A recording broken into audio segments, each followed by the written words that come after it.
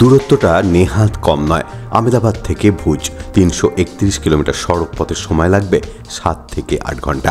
আহমেদাবাদের গীতা মন্দির বাসস্ট্যান্ড থেকে ভুজের বাস আছে। দিনের বেলা কিংবা রাতের বেলা দুই সময়তেই আপনি বাস পাবেন।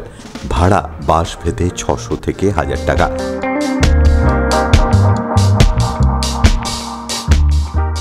ভুজ বাসপোর্ট, এটাই ভুজের অফিসিয়াল বাস ছাড়ার জায়গা। এরকম বাস স্ট্যান্ড কিন্তু আমি খুব কম দেখেছি। আর ভাগ্যগুণে এই বাস স্ট্যান্ডের ঠিক উল্টো দিকেই ছিল আমাদের হোটেল। হোটেলের নাম্বার ডিসক্রিপশন বক্সে দেওয়া রইল। আহমেদাবাদ স্টেশন থেকে ভুজ আসার জন্য রয়েছে ট্রেন। সময় লাগবে 7 থেকে 8 ঘন্টা। ভুজ স্টেশন থেকে ভুজ বাস স্ট্যান্ডের দূরত্ব 3 কিলোমিটারের মতো। আমরা যেহেতু ভারতের একদম পশ্চিমে চলে এসেছি, তাই সূর্যটাও এখানে স্বাভাবিকভাবেই একটু দেরিতেই ওঠে। পরের দিন সকালবেলাটাও শুরু হলো একটু দেরি করেই। এখন বাজে সকাল 6:30। এই রুমটাতে আমরা ছিলাম, আর আকাশের অবস্থাটা দেখুন। ঠিক এখন 6:30টার সময় কিন্তু ভুজের আকাশ এরকমই থাকে। সকাল 9:30টায় বেরিয়েছি অটো নিয়ে। এই অটোওয়ালা দাদার নাম হচ্ছে সাদিক। ভুজ শহরকে কেন্দ্র করে বেশ কিছু দেখার জায়গা রয়েছে। তাদের মধ্যে সকাল সকাল দেখে নেওয়া ভালো স্বামীনারায়ণ টেম্পল, পরাগমহল, আয়নামহল, হামিরশাহ লেক, ছাত্তারডি ইত্যাদি জায়গাগুলো। কারণ এগুলো অনেক ক্ষেত্রেই দুপুরবেলার পর বন্ধ হয়ে যায়। দুপুরবেলা খাওয়া দাওয়ার পর চলে আসতে পারেন 2001 সালের ভূমিকম্পের স্মৃতি বিজড়িত স্মৃতিবন দর্শনে। বিকেলবেলার দিকটা অবশ্যই দেখে নিন ভুজিয়া দুঙ্গার থেকে সানসেট। মানে আমাদের অটো 1000 টাকা করে নিল। আমরা এখন প্রথমে যাচ্ছি স্বামীনারায়ণ টেম্পলের দিকে। এখন বাজে সকাল 9:30। আমি চলে এসেছি প্রথমেই ভুজের স্বামীনারায়ণ টেম্পলে। এই স্বামীনারায়ণ টেম্পল কিন্তু নতুন করে তৈরি করা হয়েছে। অবশ্য ভূমিকম্পের ফলে 2001-এর ভূমিকম্পে এই ভুজ প্রচুর ক্ষতিগ্রস্ত হয়েছিল, কিন্তু তখন এই স্বামীনারায়ণ টেম্পল ছিল না। 2005 সালে এই টেম্পল তৈরি করা হয়। তবে স্বামীনারায়ণ যে গোষ্ঠী রয়েছে তারাই এই টেম্পল তৈরি করেন। তবে স্বামীনারায়ণ টেম্পলের পুরনো স্বামীনারায়ণ টেম্পল কিন্তু ভুজ শহরের মাঝখানে এরকম আর একটা মন্দির রয়েছে।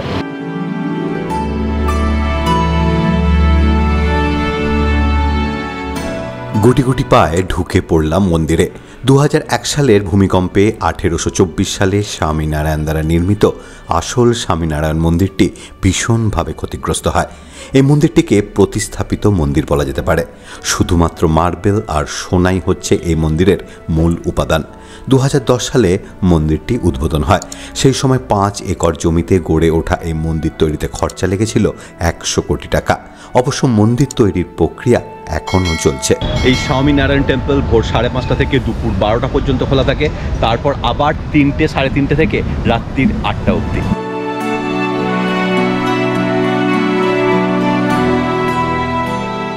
এই মন্দিরে মূল দেবতাদের মধ্যে রয়েছেন রাধা কৃষ্ণ, নরনারায়ণ, লক্ষ্মীনারায়ণ, গোপীনাথ, মদনমোহন। মন্দিরের মধ্যে ফটো তোলাতে সেরকম কিছু বিধিনিষেধ তো চোখে পড়ল না। এই মন্দিরের গর্ভগৃহের ঠিক পাশেই আরেকটি মিউজিয়াম রয়েছে। সেখানে রয়েছে স্বয়ং স্বামীনারায়ণের ব্যবহৃত জিনিসপত্র এবং তার জীবনের বিভিন্ন পর্যায়ের বর্ণনা। স্বামীনারায়ণ টেম্পলের খুব কাছেই রয়েছে কচ্ছ মিউজিয়াম। 5 টাকা দিয়ে টিকিট কেটে ঢুকে পড়লাম ভেতরে। এই মিউজিয়াম বুধবার বন্ধ থাকে। মিউজিয়ামের ভেতরে ফোন কিংবা ক্যামেরা দিয়ে ফটো তোলা একদমই নিষেধ। সুতরাং বাইরে থেকে কিছু ভিডিওগ্রাফি আপনাদের জন্য দেওয়া রইল।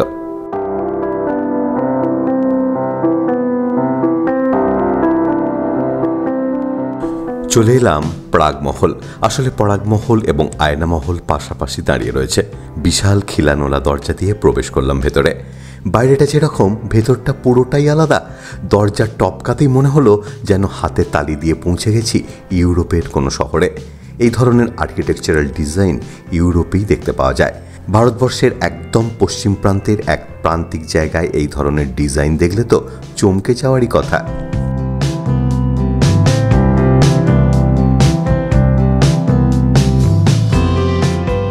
70 টাকা দিয়ে টিকিট কেটে ঢুকে পড়লাম ভেতরে। ক্যামেরার জন্য লাগবে আরও 100 টাকা বেশি। তবে মোবাইল ক্যামেরাতে ফটো তোলায় কোনো মানা নেই। প্রাগমহলের নামকরণ করা হয়েছে রাও প্রাগমলজির নাম অনুসারে। 1865 সালে এর নির্মাণ কার্য শুরু হয়। ইতালীয় গথিক শিল্পকর্মের ছড়াছড়ি রয়েছে এই মহলে। শোনা যায় ইতালি থেকে কারিগর এনে এই মহল তৈরি করা হয়েছিল। সেখানে তাদেরকে সঙ্গ দিয়েছিলেন লোকাল কাচ্চি মিস্ত্রিরা। আর একটা মজার কথা জানিয়ে রাখি, এই সব কারিগরদের পেমেন্ট করা হতো স্বর্ণমুদ্রায়।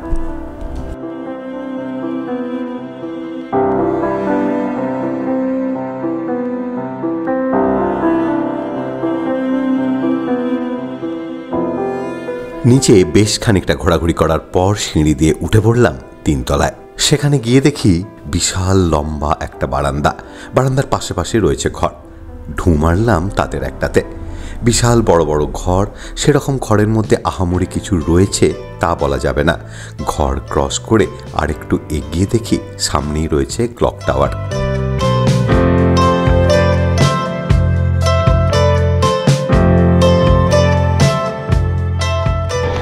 আমার সামনে যে ক্লক টাওয়ারটা রয়েছে তাতে বাজে 7:25। আদতে এখন বাজে 11:15। যদিও এই প্রাগমহলের ক্লক টাওয়ার বা এই প্রাগমহলটা পুরোটা 1869-এ তৈরি করা হয়।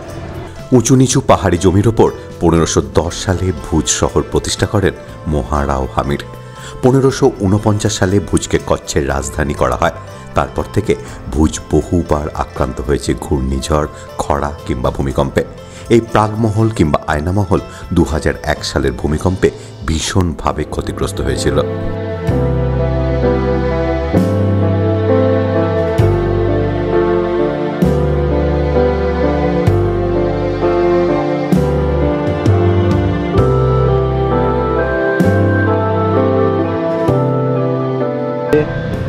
ওখানে লেখা রয়েছে আয়নামহল। এটা দিয়ে তার এন্ট্রান্স, এটা দিয়ে ঢুকতে হয়।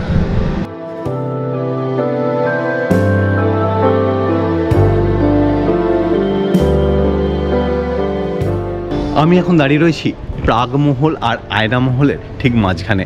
আমার এদিকটা হচ্ছে প্রাগমহল যেখানে আমি ঢুকেছিলাম, আর আমার ঠিক পেছনে রয়েছে আয়নামহল। একটা ব্যাপার খেয়াল রাখবেন, সকাল 9টা থেকে 11:45 অবধি খোলা থাকে, আর দুপুর 3টে থেকে 5:45 অবধি কিন্তু এই আয়নামহল খোলা থাকে।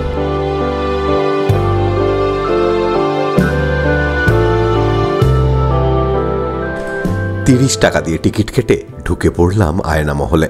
এই জায়গাটা চকচকে জাতীয় জিনিস দিয়ে ভর্তি। ঘরগুলোর উচ্চতাও বেশ কম আর ঘুপচি গোছের। অনেক ভালো জিনিস একসাথে রাখা হলে যেমন হয়, এর অবস্থাটাও হয়েছে সেই রকম। 1750 সালে রাও লাখপতজি আয়নামহল নির্মাণ করেছিলেন। প্রাসাদের প্রধান স্থপতি এবং ডিজাইনার ছিলেন রাম সিং মালাম, যিনি 18 বছর ধরে হল্যান্ডে বসবাস করেছিলেন এবং বেশ কয়েকটি ইউরোপীয় কারুশিল্প এবং স্থাপত্যে দক্ষতাও অর্জন করেছিলেন।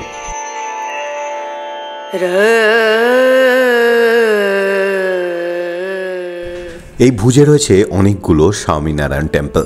দুপুর 12টার মধ্যে এখানকার মন্দিরগুলো সব বন্ধ হতে শুরু করে। দৌড়ে দৌড়ে ঢুকে পড়লাম এখানকার পুরনো স্বামীনারায়ণ মন্দিরে। এটাই হচ্ছে ভুজ শহরের মধ্যে পুরনো স্বামীনারায়ণ মন্দির। 2001-এর ভূমিকম্পে এটা প্রায় ধ্বংসস্তূপে পরিণত হয়েছিল, আবার জেগে উঠেছে।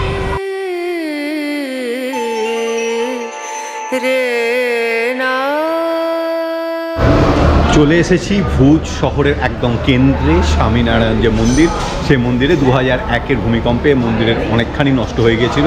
কিন্তু এই মন্দিরের, স্বামীনারায়ণের নতুন মন্দির কিংবা পুরনো মন্দিরের বেশ কিছু নিয়মকানুন আছে। যেমন তাদের মধ্যে হচ্ছে মহিলাদের সব জায়গায় কিন্তু প্রবেশ অবাধ নয়।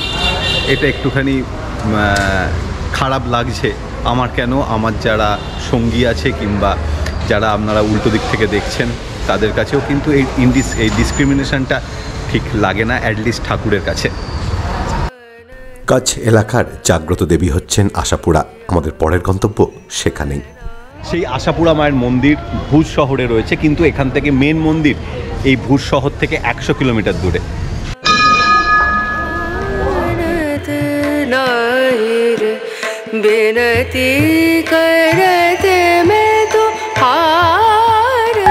আমি এখন ভুজ শহরের আশাপুরা মন্দিরের একদম গর্ভগৃহে রয়েছি। এই মন্দির, আমার পেছনে যে প্রতিমা দেখতে পাচ্ছেন, এটা হচ্ছে 470 বছর পুরনো। আর মেন যে যেখানে যে ভুজ থেকে 100 কিলোমিটার দূরে মেন যে আশাপুরা মন্দির রয়েছে সেটা হচ্ছে স্বয়ম্ভু। আর সেই স্বয়ম্ভুকে দেখেই কিন্তু এই মন্দির স্থাপনা করা হয়েছে আজ থেকে 470 বছর আগে। আমাদের পরের গন্তব্য আশাপুরা মন্দির থেকে খানিক দূরেই শারদবাগ। শারদবাগ প্যালেসে যখন ঢুকলাম তখন দুপুর 12টা বেজে গেছে, সেজন্য প্যালেসের ভেতরে আর যাওয়া যাবে না। কচ্ছের শেষ রাজা মদন মোহন সিংহ 1991 সালে এখানেই মারা যান। জায়গাটা পুরোটাই গাছপালা দিয়ে সাজানো রয়েছে। ভুজ শহরের মাঝে রয়েছে হামিরসা লেক। এই লেকের চারপাশে রয়েছে যত দ্রষ্টব্য স্থানগুলো। 450 বছরের পুরনো এই লেক তৈরি করেন রাও খেঙ্গারজি। নাম দেন তার বাবা রাও হামিরের নামে। শীতকালে প্রচুর পাখি এখানে দেখতে পাবেন। নুনের মরুভূমির মাঝে মিষ্টি জলের চাহিদা দীর্ঘকাল ধরে মিটিয়ে এসছে এই লেক।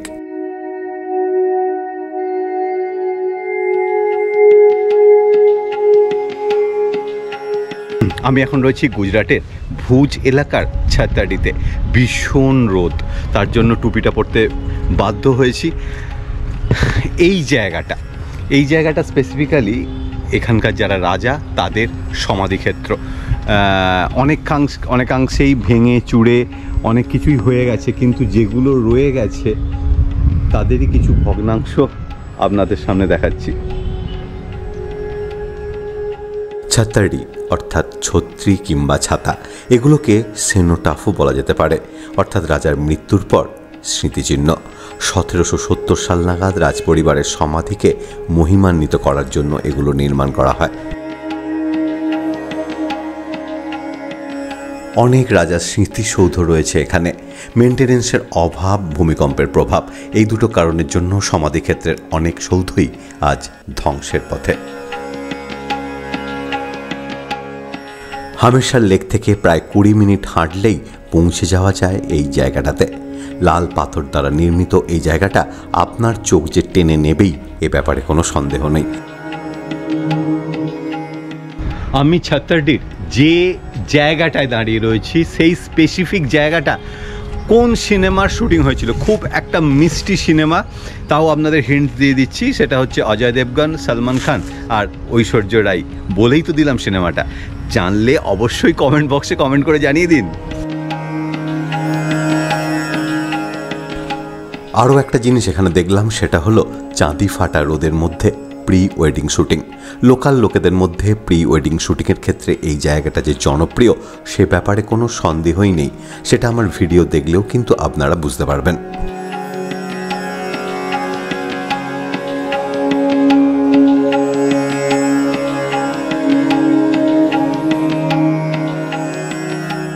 দুপুরে খাওয়া দাওয়ার পর চলে আসতে পারেন 2001-এ গুজরাট ভূমিকম্পে নিহত মানুষদের স্মৃতিসৌধ স্মৃতিভান দেখতে। এই জায়গাটা কিন্তু আপনার বেশ খানিকটা সময় লাগবে, ধরে নিন কম করে 3 ঘন্টা। সুতরাং একদিন ভুজ শহর ঘোরার ক্ষেত্রে এই 3 ঘন্টা বেশ অনেকটা সময়। অবশ্য সন্ধেবেলা এখানে চলে আসতে পারেন। মিউজিয়াম খোলা থাকে সন্ধে 7টা অবধি। তবে এখানে ঢোকার টিকিট 20 টাকা। মিউজিয়াম দেখতে হলে 300 টাকা দিয়ে টিকিট কেটেই ঢুকতে হবে। তখন বাজে প্রায় 4:10। ছুটলাম ভুজিও দুঙ্গার দেখতে।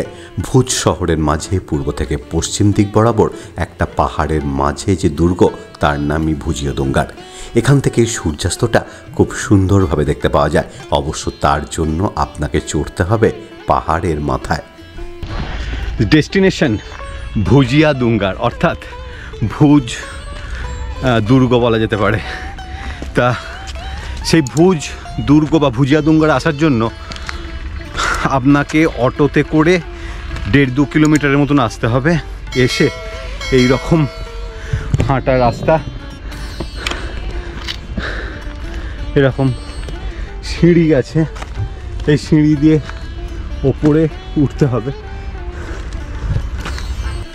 যত ওপর দিকে উঠবেন ভুজ শহরটা ততই ছোট হতে থাকবে। এই যে ওপরে চড়ছি, কোনো কিন্তু ট্যুরিস্ট জেনারেলি আসে না, আমরাই এসছি। যথেষ্ট ওপর দিকে চড়ে কষ্টকর, বয়স্ক লোকেদের পক্ষে অ্যাভয়েড করাই ভালো। আর রাস্তাও ঠিক নেই। এ দেখুন এরকম রাস্তা ধরে উঠতে হবে।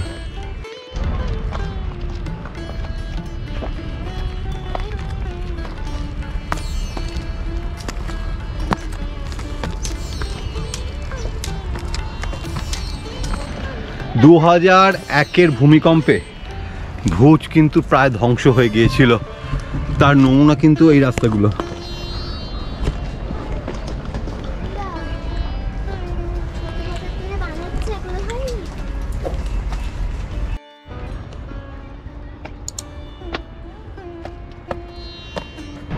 ভুজ দুঙ্গার বা দুর্গের প্রায় শীর্ষ দেশে চলে এসেছি আমরা।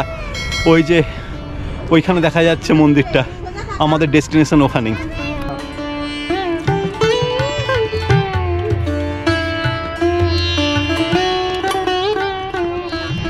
এই সিনিটার গ্রেডিয়েন্ট 65 তো হবেই, 65 ডিগ্রি। আপনারা কি বলেন? সাপেদের রাজা ভুজঙ্গের নামে এই পাহাড়ের নাম ভুজিও দুঙ্গার। উঠতে সময় লাগলো ঠিক 40 মিনিট। পাহাড়ের মাথায় এই মন্দিরে সাপের দেবতাদেরই পুজো করা হয়। আর সাপ থাকার যে আদর্শ জায়গা এই পাহাড়, সে তো ভালোই বোঝা যাচ্ছে। বর্ষাকালে এখানে না আসাই ভালো।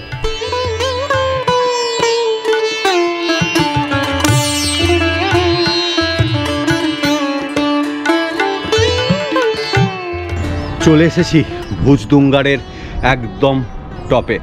আগে এই জায়গাটা মানে ভুজ দুঙ্গার বা ভুজ দুর্গ ইন্ডিয়ান আর্মির আন্ডারে ছিল, তবে এখন নেই।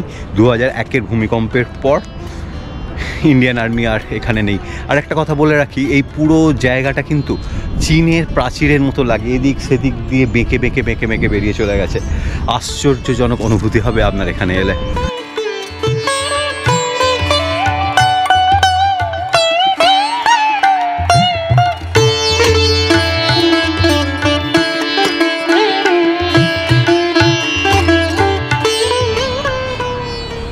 এত কিছু যখন দেখালাম, তাহলে দেখে নিন রাতের বেলা ভুজ শহরের অবস্থা কেমন। বাঁদিকে কিংবা ডান দিকে খানিকটা এগিয়েই রয়েছে বিভিন্ন পেট্রোল পাম্প। রাস্তা প্রথম দিকটা বেশ খানিকটা অন্ধকার ছিল, তারপরে রাস্তায় শুরু হলো আলো। মধ্যেখান দিয়ে ডিভাইডার, দুদিকে রাস্তা ওয়ান ওয়ে। বাঁদিকে ডান দিকে বড় বড় শপিং মল, অফিস ইত্যাদি রয়েছে। আর অটোর স্পিডের কথা বলি, যে স্পিড প্রথম থেকে মেনটেন করে যাচ্ছে সেটাও কিন্তু একদম শেষ পর্যন্ত চলবে। সামনে কে রইল না রইল তাতে তার বিন্দুমাত্র পরোয়া নেই। এইভাবেই চলে এলাম গায়ত্রী আশ্রমে। গায়ত্রী আশ্রমের ভেতরটা আশ্চর্য রকম শান্ত। সেখানে দেখলাম রামকৃষ্ণ এবং শ্রীমার ফটো রয়েছে। একটা বড় হল ঘরে রয়েছে গায়ত্রী মাতার একটা মূর্তি, সেখানে নাম গানও চলছে দেখলাম।